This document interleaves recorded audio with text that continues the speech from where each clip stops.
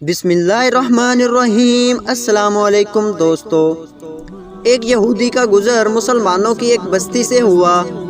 اس کے دل میں ایک ترکیب آئی کہ کیوں نہ میں نے ان کے دین کے تعلق سے ان کے دلوں میں شکوک و شبہات پیدا کروں اور انہیں ان کے علماء سے بدظن کر دوں۔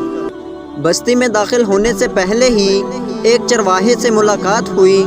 یہودی نے سوچا کہ کیوں نہ اس جاہل سے اس کی ابتدا کی جائے اور اس چرواہے کے دل و دماغ میں اسلام کے خلاف شکوک و شبہات پیدا کیے جائیں۔ یہودی نے اس چرواہے سے ملاقات کی اور کہا کہ میں ایک مسلمان مسافر ہوں۔ باتوں ہی باتوں میں یہودی کہنے لگا، ہم مسلمان قرآن مجید کو یاد کرنے کے لیے کتنی مشقت اٹھاتے ہیں، جبکہ یہ قرآن 30 اجزاء پر مشتمل ہے، لیکن قرآن میں بے شمار آیات متشابہ ہیں جو ایک جیسی ہیں، بار بار دہرانے کی کیا ضرورت ہے؟ اگر متشابہات کو نکال دیا جائے تو قرآن اور بھی مختصر ہو جائے گا اور یاد کرنے میں بھی بہت آسانی ہو جائے گی۔ چرواہا اس کی بات غور سے سنتا رہا اور خاموش رہا۔ جب یہودی کی بات مکمل ہوئی تو چرواہے نے کہا کہ واہ، تمہارا خیال تو بہت اچھا ہے۔ یہودی دل ہی دل میں بہت خوش ہوا کہ چرواہا میرے جال میں آ گیا ہے۔ پھر اچانک چرواہے نے کہا، میرا ایک سوال ہے۔ یہودی نے کہا، پوچھئے تو صحیح، تم چاہتے ہو کہ قرآن میں جو متشابہات یا تکرار ہے اس کو نکال دینا چاہیے؟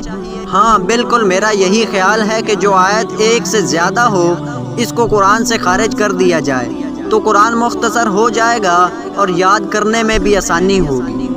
چرواہے نے کہا، مجھے ایسا لگتا ہے کہ تمہارے بدن پر بھی بعض اعضاء ایک سے زیادہ ہیں جو تکرار پیدا کر رہے ہیں جس کا کوئی فائدہ نہیں ہے۔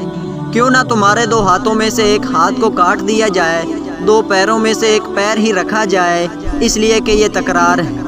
اور 2 آنکھوں کی کیا ضرورت؟ کام تو ایک آنکھ سے بھی پورا ہو سکتا ہے۔ کیوں نہ تمہاری ایک آنکھ بھی نکال دی جائے؟ 2 کان اور 2 گردوں کی کیا ضرورت ہے؟ ان میں بھی تکرار ہے۔ اگر ان تمام تکرار والے اعضاء کو نکال دیا جائے تو تمہارا بدن بھی ہلکا ہو جائے گا اور غذا کی مقدار بھی کم ہو جائے گی اور تمہیں زیادہ جدوجہد کرنے کی بھی ضرورت نہیں رہے گی۔ کیا خیال ہے؟ یہودی اپنا سیاہ منہ لے کر فوراً اٹھ کھڑا ہوا اور اپنی راہ لی۔ زندگی بھر یہی سوچتا رہا کہ جب مسلمانوں کے چرواہے کی یہ فکر ہے تو ان کے علماء کے افکار کیسے ہوں گے۔ اگر آپ اس چینل پر نئے ہیں تو چینل کو سبسکرائب کر دیں تاکہ ہر نئی آنے والی ویڈیو سب سے پہلے آپ تک پہنچ سکے۔